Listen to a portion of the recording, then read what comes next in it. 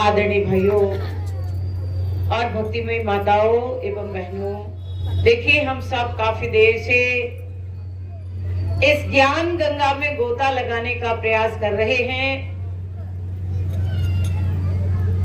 जिसके लिए तुलसीदास जी ने कहा, सुनि समुझहि जन मुदित मन, मज्जहि अति अनुराग, लहई चार फल अछत तनु, साधु समाज प्रिया। ये सत्संग एक प्रयागराज की तरह, अभी आपने देखा प्रयागराज का माघ मेला चल रहा था, कुंभ मेला चल रहा था, तो सबको तड़प हो रही थी कि हम भी जाके एक डुबकी लगा के आ जाए, है ना। कितने धक्के खाए, 40-40 किलोमीटर पैदल चले, अभी तक लोगों की सूजन नहीं गया है, दर्द नहीं मिटा है ना। तो कितना एक चाव, कितना भाव है हमारे अंदर, जब तीर्थ में गोता लगाए। पर तुलसीदास जी महाराज क्या लिखते हैं, सोनि समुझहि जन मुदित मन, मज्जहि अति अनुराग, लहहि चार फल अछत तनु, साधु समाज प्रयाग।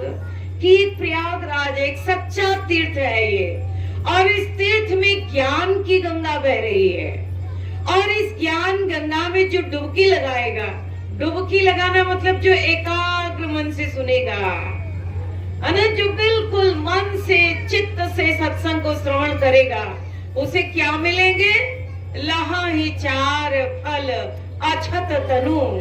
जो हमारे भीतर बसने वाले चार फल हैं, ऐसे चार फल हमें प्राप्त होंगे। कौन से फल होंगे वो? सेब, मौसमी, केला, आम, अमरूद, है ना। इन फलों की बात नहीं किया है, वो फल है ज्ञान के फल। क्योंकि कहते हैं, अज्ञान तिमिरान्धस्य ज्ञानांजन शलाकया चक्षुरुन्मीलितं येन तस्मै श्री गुरुवे नमः। कि जीवन में अगर हमने ज्ञान नहीं प्राप्त किया, तो ज्ञान के बिना हमारे मन का अंधेरा नहीं दूर होगा, और अगर मन में अंधेरा है, हृदय में अज्ञान आच्छादित है, तो फिर कहते हैं हमारे पूजा पाठ, हमारे व्रत उपवास, इस सब निरर्थक चला जाएगा। इसलिए आदि गुरु शंकराचार्य जी लिखते हैं, कुरुति गंगा सागर गमनम, व्रत परिपालन अथवा दानम, ज्ञान विहीन सर्वमनेन, मुक्ति न भवति जन्म सतेना। वो कहते हैं, ये बाहरी पूजा पाठ, ये बाहरी व्रत उपवास करते हुए भले 100 जन्म बीत जाए, लेकिन अगर मन से अज्ञान नहीं दूर हुआ, तो हमें मुक्ति नहीं मिलेगी, हमें मोक्ष नहीं मिलेगा, हमें ईश्वर की प्राप्ति नहीं हो पाएगी। इसीलिए शास्त्रों में बताया गया है कि सबसे पहले हमें क्या करना चाहिए, प्रथम भक्ति संतन कर संगा। कि भाई संतों के सानिध्य में चलो और सत्संग में बैठ करके डुबकी लगाओ, गोता लगाओ। मन से जो गोता लगाएगा, तो उसे जो है ज्ञान की प्राप्ति होगी। ज्ञान और अज्ञान क्या है? देखिए, अज्ञान मतलब यही है कि भगवान कहाँ है? कोई बताएगा भगवान कहाँ है? कहाँ है भगवान? अपने हृदय में। देखो सब तरफ से आवाजें आ रही हैं, अपने मन में, अपने हृदय में, है ना। लेकिन पूजा करने कहाँ जाते हो? अब इसका मतलब क्या हुआ? थोड़ी थोड़ी धूमिल धूमिल यादें बनी हुई है, पता है आपको, सत्य वस्तु आप जानते हो, लेकिन चल रहे हो अज्ञान के मार्ग पर। हृदय में अगर है, तो हमें हृदय में जाने का प्रयास तो करना चाहिए, है ना। क्योंकि अगर भगवान हृदय में है, सारे शास्त्र बताते, आपने बिल्कुल सही उत्तर दिया कि हृदय में हरि व्यापक सर्वत्र समाना, प्रेम ते प्रगट होत में जाना, सब जगह राम है, सब जगह परमेश्वर है, लेकिन हमने हृदय मंदिर में कभी जाने का प्रयास नहीं किया। अगर गए ही नहीं तो कैसे लाभ मिलेगा? बचपन से रेडियो में भजन सुनते आ रहे, आप सबको भी पता होगा, तेरे पूजन को भगवान बना मन, देखिए ये भी पता है आपको, बना मन मंदिर आलीशान, कि हमारे मन का मंदिर बहुत आलीशान बना हुआ है, पर उस आलीशान भवन में जाना तो पड़ेगा। अब आपको सत्संग का बुलावा दिया गया था तो आप लोग चल के आए, एक हिम्मत किया आपने, गर्मी भी है, बैठना भी था 3 घंटे, है ना, लेकिन फिर भी आप आए। आए तो कुछ मिल रहा है ना, आए तो कुछ ज्ञान समझने को मिल रहा है। इसी तरह अगर हम मन मंदिर में जाएंगे, जिसके लिए कबीरदास जी कहते हैं, मन मथुरा दिल द्वारिका, काया काशी जान, 10वां द्वारा देहरा, तामे ज्योति पहचान। यानी इस मन रूपी मथुरा में, इस दिल रूपी द्वारिका में, इस काया काशी में जब आप प्रवेश करेंगे, तब आपको भगवान के, परमेश्वर के दर्शन होंगे। देखिए इस विषय में एक स्टोरी, एक कहानी आती है कि एक बार एक बूढ़े माता पिता थे, और वो बूढ़े माता पिता गांव में रहा करते थे, लेकिन बेटा बड़ा हुआ, बेटा बड़ा हो गया, पढ़ लिख गया, डॉक्टर बन गया, तो बेटा सिटी में आ गया और अपनी क्लिनिक खोल दी, अपना मकान बना लिया। उधर माता पिता जो बेचारे जंगल में गांव था वहां रहते थे, बीमार हो गए, वृद्धावस्था थी, तो उन्होंने अपने बेटे के लिए चिट्ठी लिखी, बेटे के लिए चिट्ठी लिखी कि बेटा मैं बीमार हूँ और कुछ पैसे की आवश्यकता है, अगर कुछ पैसे भेज दो तो हम लोग अपना इलाज करा लेंगे। बेटी को चिट्ठी मिली, जब पिताजी की चिट्ठी मिली तो बहुत खुश हो गया बेटा कि मेरे पिता ने मुझे याद किया है, मेरी माँ ने मुझे याद किया है। खुशी खुशी में 5 किलो लड्डू लाया और पूरे गोल पहाड़िया में बांट दिया। किस खुशी में कि मेरे पिता ने मुझे याद किया है। लेकिन चिट्ठी में क्या संदेश लिखा था पिता ने कि बेटा कुछ पैसे भेज दे, वो ख्याल नहीं आया, वो पढ़ा भी नहीं उसने। अब उधर पिता ने देखा कि भाई कोई जवाब नहीं आया, उन्हें लगा शायद चिट्ठी मिली नहीं होगी, तो दूसरी चिट्ठी लिखवाई, उन्होंने भेजी। अब दूसरी चिट्ठी मिली बेटे को, तो अब उसने क्या किया, सारे मोहल्ले वालों को बुलाया और दावत दे दी, सबको भोजन कराया, पार्टी दे दी। मेरे पिता ने मुझे याद किया है, लेकिन अभी भी चिट्ठी का जो संदेश था वो समझा नहीं, किया भी नहीं वो। अब बेचारे वो बूढ़े माँ बाप अभी भी इंतजार कर रहे थे। तीसरी चिट्ठी भेजी तो अब इस बेटे राम ने क्या सोचा, पिताजी दूर रहते हैं तो चिट्ठियां तो आती रहेंगी, अब चिट्ठियां पैरों में नहीं आनी चाहिए, इधर उधर नहीं फेंकना चाहिए। तो क्या करता है, एक मंदिर बना दिया अपने दीवार में, अपनी बाउंड्री के अंदर ही मंदिर बना दिया और वहां पर चांदी की चौकी पे सारी चिट्ठियां रखता था, रोज दिया धूप करता था वहां पर। अब कहते हैं उधर पिता ने बहुत इंतजार किया, लेकिन चिंता होने लगी, क्या बात है, बेटा जवाब क्यों नहीं दे रहा। उन्होंने पड़ोसी से कुछ पैसे उधार लिए और अपना दवा इलाज कराया। जब स्वस्थ हो गए तो बेटे को मिलने के लिए शहर में निकले। पूछते पूछते उसके बंगले पर पहुंचे, आवाज लगाई तो हंसता खिलखिलाता बेटा बाहर आया। अरे आइए पिताजी, आइए पिताजी।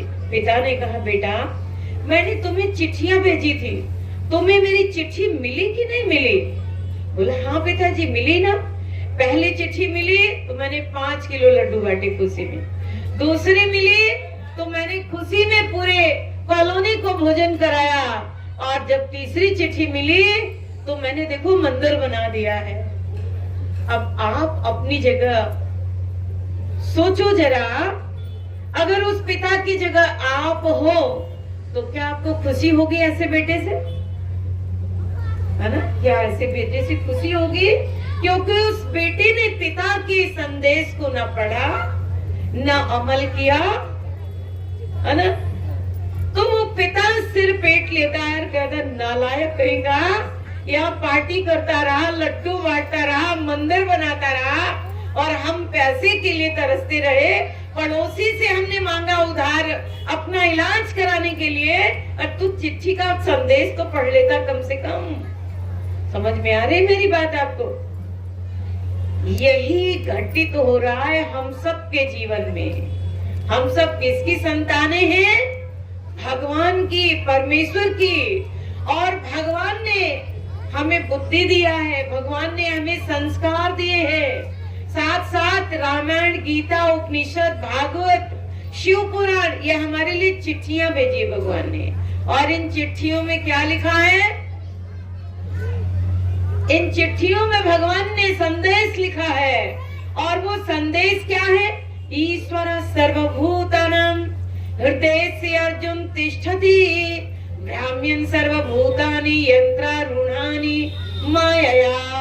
यानी भगवान कृष्ण जी लिखते हैं कि मैं सर्वभूत प्राणियों में, सब मनुष्यों में, सबके हृदय में मेरा निवास स्थान है। और मैं मिलता कैसे हूँ? नाहम प्रकाशा सर्वस्य योग माया समावृता, मूढ़ोयम नाभिजानाति लोको मामजम अव्ययम।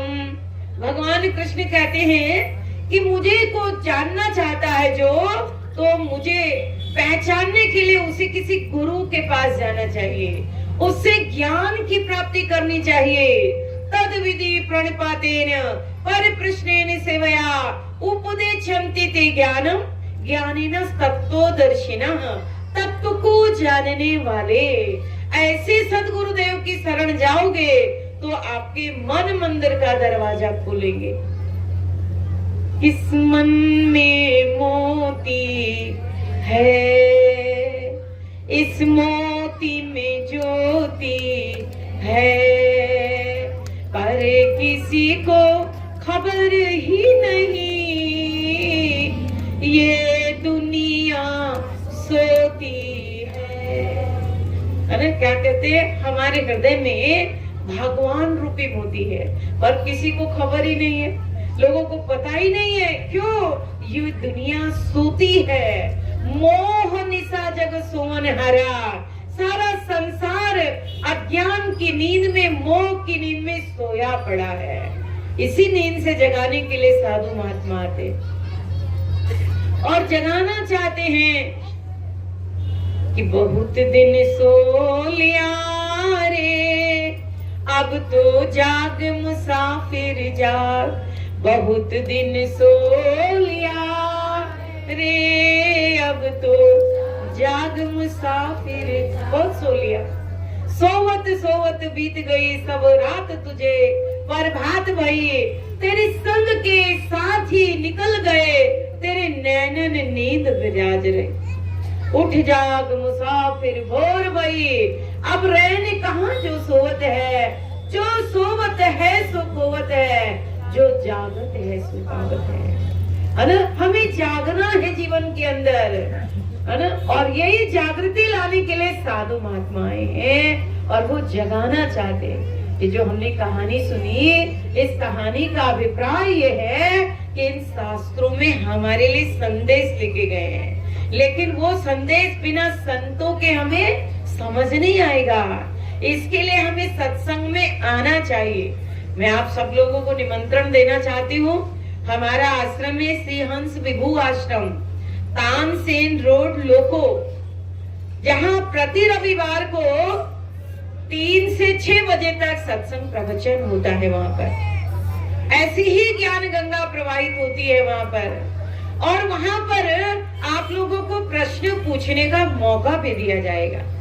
आपके मन में अगर जिज्ञासा है कि हम भगवान को कैसे जाने, हमने बहुत सुना है, हमने बहुत पढ़ा है कि जर्रे जर्रे में है झांकी भगवान की, भगवान कण कण में है, पर हम कैसे देखें उनको?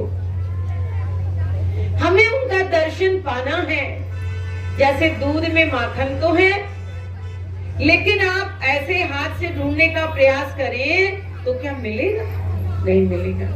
उसके लिए एक रीत होती है, एक विधि होती है ना? माता बहने आप अच्छी तरह जानते हैं दूध से माखन कैसे निकाला जाता है। इसी तरह तिल में तेल है, सरसों में तेल है, लेकिन वो कैसे मिलेगा? जब तक मशीन से तेल निकाला ना जाए आप जो है पूरी नहीं बना सकेंगे।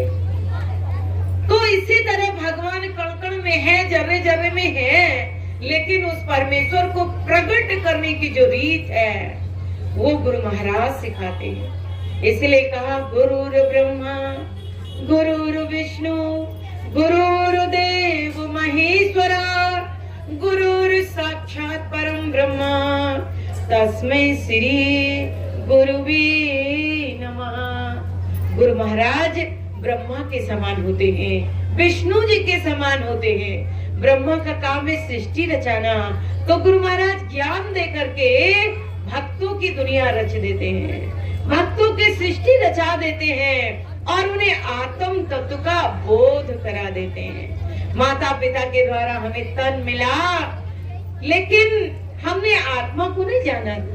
और गुरु महाराज मिलते हैं तो मन की आंखें खोल देते हैं, आत्मा साक्षात्कार हो जाता है।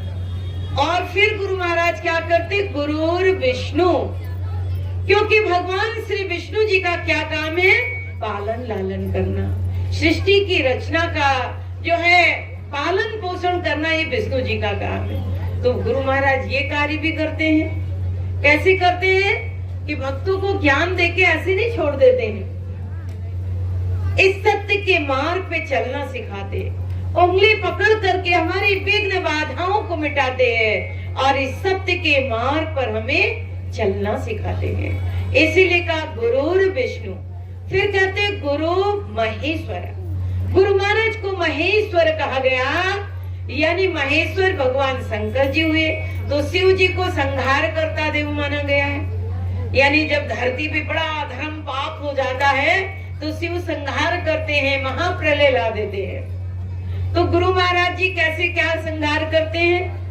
काम क्रोध मद मत्सर चोर बड़े भारे ज्ञान खड़ग दे कर्मी गुरु सब संहारे।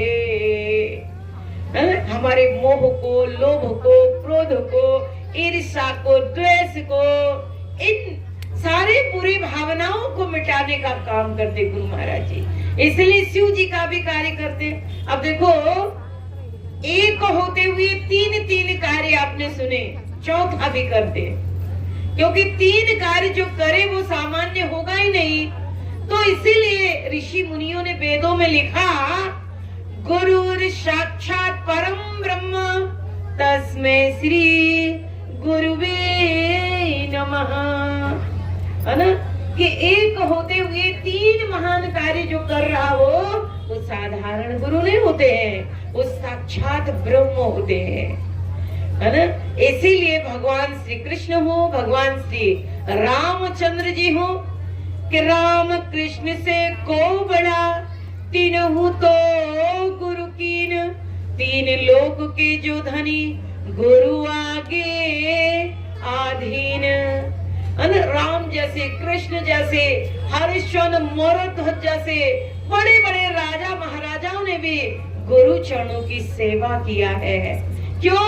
क्योंकि गुरु महाराज मन मंदिर का द्वार खोल देते हैं, हृदय में परमेश्वर का, भगवान का दर्शन करा देते हैं। इसीलिए आप लोगों को अगर दर्शन पाना हो, आप लोगों के हृदय में भी अगर प्रभु दर्शन की लालसा हो, कहते तमन्ना दर्द दिल में हो। किसके दर्द की? दर्शन की, है ना। तमन्ना दर्द दिल में हो तो कर सेवा संतों की, नहीं वो लाल मिलता है अमीरों के खजाने में। अगर दर्शन पाना है तो हमें साधु महात्माओं के पास जाना चाहिए और उनसे पूछना चाहिए। क्या पूछना चाहिए? कि हम भगवान का दर्शन कैसे पाए, हमारा चंचल चित्त शांत कैसे हो, क्योंकि ध्यान शांत चित्त से किया जाता है और चित्त शांत करने की जो युक्ति है ये गुरु महाराज के बिना नहीं मिलती है ना। इसीलिए अपने जीवन के अंदर ऐसे सदगुरु की, ऐसे संत महात्माओं के पास हमें बैठना चाहिए और उनसे पूछना चाहिए। इसलिए कहते मेरा तार हरि संग जुड़े, ऐसा कोई संत मिले, है ना। ऐसा संत मिला दो दाता, ऐसा संत मिला दो मेरे मन की जोत जला दो। मन नाम जपन ना छोड़े, ऐसा कोई संत मिले, है ना। तो देखो आपको सत्संग में मिल रहा है, आपको साधु महात्मा भी मिले हैं, आपके एरिया में बहुत सारे भक्त लोग भी रहते हैं, है ना। बहुत सारे भक्त लोग यहाँ रहते हैं, पर आप उन भक्तों से पूछो, आप उनसे मिलो, आप उनसे पूछो कि हमें संतों से मिलाओ, हमें भी जीवन के अंदर इस ज्ञान के, इस भक्ति के मार्ग पे आगे बढ़ना है ना। अगर आपके अंदर ये और दर्शन की लालसा होगी तो आपको भी गुरु महाराज मिलेंगे, आपको भी वो ज्ञान मिल जाएगा जिस ज्ञान के लिए कहा अज्ञान तिमिरान्धस्य ज्ञानांजन शलाकया चक्षुरुन्मीलितमेन तस्मै श्री गुरुवे नमः। क्या कहते हैं कि इस अज्ञान अंधेरे को मिटा करके और ज्ञान का प्रकाश जला देने का काम गुरु महाराज करते हैं। तब हमारे हृदय में प्रकाश हो जाता है, उजाला हो जाता है कि जब से नाम हृदय धरो भयो पाप का नाश, जैसे चिनगी आग की पड़े पुरानी घास, है ना। आग की चिंगारी जैसे आप जानते हैं कि खेत में, बगीचे में बहुत घास पत्ता हो जाता है तो किसान सब इकट्ठा करके और एक माचिस की तीली लगा देता है तो सारा ढेर जल करके राख बन जाता है ना। तो इसी तरह से जीवन में जब गुरु महाराज मिलते हैं तो हमारे मन का सारा आड़ कबाड़, सारा अज्ञान जल जाता है ना। और हृदय में बड़ा जो है विवेक जाग जाता है। तो इसीलिए जिन लोगों ने उस सच्चे ज्ञान को जाना है तो आलस से त्याग करके ध्यान में बैठे, खूब भजन करे, खूब सुमरन करे, और नहीं जाना है तो उसे जानने का प्रयास करे, है ना। क्योंकि अब नहीं तो फिर कब जानोगे।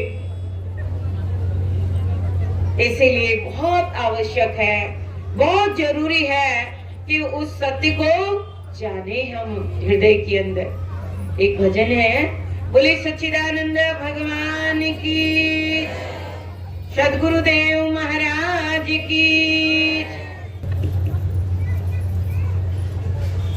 जीवन में रंग लाई गुरु ज्ञान चुनरिया, जीवन में रंग।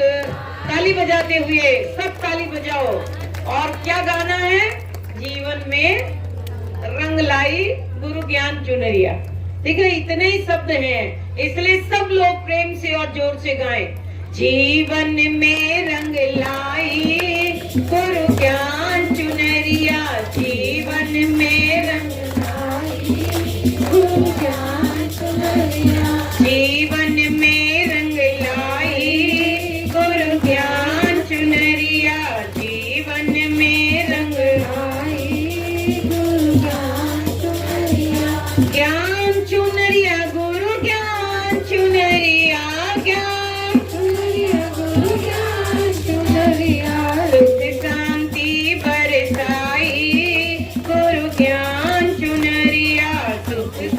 बरसाई गुरु ज्ञान चुनरिया, जीवन में रंग लाई गुरु ज्ञान चुनरिया, जीवन में रंग लाई गुरु ज्ञान चुनरिया। ज्ञान चुनरिया, गुरु महाराज जी ज्ञान की चुनरी से हमारा मन रंग देते हैं। मन पे जब ज्ञान का रंग चढ़ जाता है तब ये माया का रंग थोड़ा फीका होता है ना। जैसे बच्चे पेंसिल से लिखते हैं और उसके ऊपर आप डार्क पेन से लिख दें तो वो ज्यादा दिखाई देने लग जाता है। इसी तरह गुरु महाराज जी हमारे मन पे ज्ञान का रंग चढ़ा देते हैं और ये रंग ऐसा रंग है कि हमारे तन मन को लाल कर देता है। लाली मेरे लाल की जित देखूं तित लाल, लाली देखन मैं चली मैं भी हो गई लाल, है ना। तो हम सब देखो लालम लाल बैठे हुए हैं आपके सामने, है ना। ये ज्ञान का ही प्रभाव है, ये गुरु महाराज जी के ज्ञान का करिश्मा है जो इस घोर कलयुग में हमें बात समझ में आ गई कि जीवन का परम धर्म क्या है। कहते संसार में हर कोई जन्म लेता है। कबीरा जब पैदा हुए जग हंसा हम रोए, अब ऐसी करनी कर चलो कि हम हंसे जग रोए। कबीरदास जी कहते जब हमारा जन्म हुआ था तो बच्चा रोता है ना, हम रो रहे थे और जमाना खुश हो रहा था। लोग एक दूसरे को लड्डू खिला रहे थे, बधाई दे रहे थे। तो साधु महात्मा कहते हैं कि अब इस जीवन में हम ऐसे कर्म करें, ऐसे सुंदर कर्म हो, ऐसी भक्ति हो, ऐसा ज्ञान हो जिससे कि हम जीवन के अंदर हंसते हंसते जाएं, है ना। हंसते हंसते जाएं। और नहीं तो क्या होता है, नहीं तो अगर हमारे कर्म अच्छे नहीं हैं, अगर हमने जीवन में धर्म की कमाई, ज्ञान की कमाई नहीं किया है, तब क्या होता है। धुंधकारी की कथा सुनते हैं ना आप लोग। गौकर्ण और धुंधकारी दोनों, है ना, एक ही घर में पले बढ़े खेले थे, लेकिन एक साधु महात्मा है और एक मर करके प्रेत बन गया है और उसकी आत्मा भटक रही है ना। तो ये देखो इसलिए कहा है कर्म करे तो क्यों करे और क्यों करके पछताए, कांटे जगत में बोए हैं तो आम कहां से खाए, है ना। इसलिए साधु महात्मा यही समझाना चाहते हैं कि जीवन के अंदर बहुत दुर्लभ शरीर मिला हुआ है, जीवन को धन्य बनाएं, सफल बनाएं।